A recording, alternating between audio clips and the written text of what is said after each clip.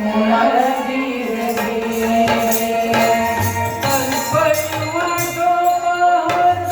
चली जा रही है, चली जा रही है, उमर धीरे धीरे चली जा रही है, उमर धीरे धीरे।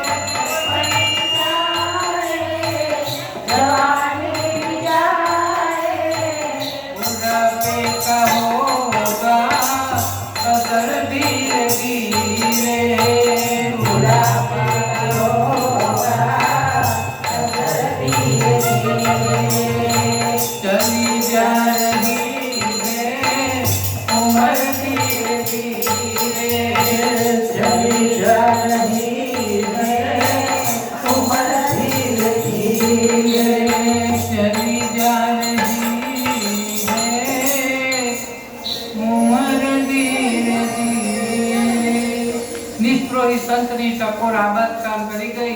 ત્યાંથી સીધા ભિક્ષા લેવા માટે પેલા શેઠને ઘરે જઈને ઊભા રહ્યા। આગળ લાલા બાબુને ભિક્ષાની જોડી લઈને ઊભેલા જોયા અને ભાવભરી સ્વાગત કર્યું। લાલા બાબુએ પગમાં પડીને માફી માંગી। કોની માફી માંગી? પેલા શેઠની।